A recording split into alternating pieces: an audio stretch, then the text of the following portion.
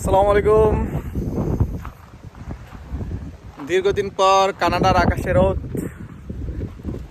ঝলমল। এই দেখেন, একদম উজ্জ্বল দিন, খুবই ভালো লাগতেছে। এই জন্য একটা হাঁটাহাঁটি করতেছি। কিন্তু কেউ কি বিশ্বাস করবে, এখন এই যে এইখানে এই রোদের মধ্যে তাপমাত্রা -20, কান ব্যথা করতেছে। -20, ফিল লাইক -20, এরকম একটা অবস্থা। এটাই কানাডার বৈচিত্র্য। Hi, how you? How is going? Lots of snow. It's disgusting life.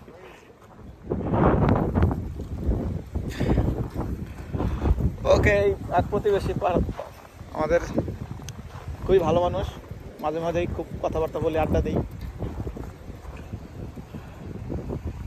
বেড়ে যাচ্ছে।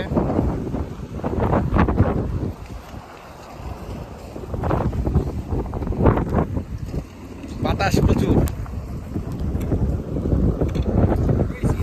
I've seen this much in a long time. Your drive is almost clean, but our drive is not yet clean. I was using, Do you have a machine? I have a little machine.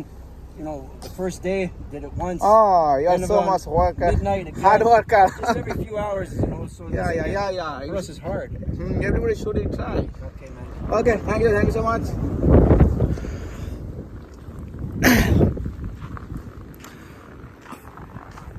তো কি বলতেছিলাম, ভুলে গেছি।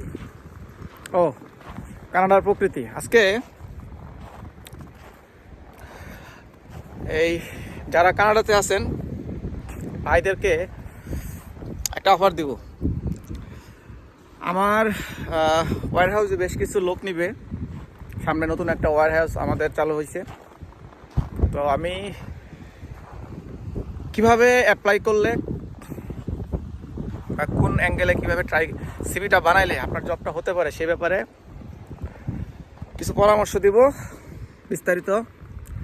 তার আগে আপনাদের request করব, যারা যারা আমার এই ভিডিওটা দেখতেছেন বা নিয়মিত দেখেন, আমার পোস্টটা অবশ্যই শেয়ার করবেন।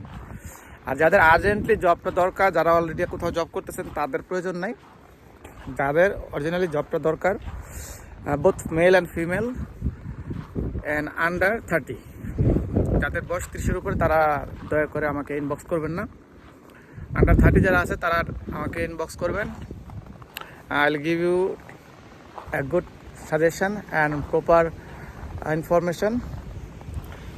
তো প্রচুর বাতাস, ভাবছিলাম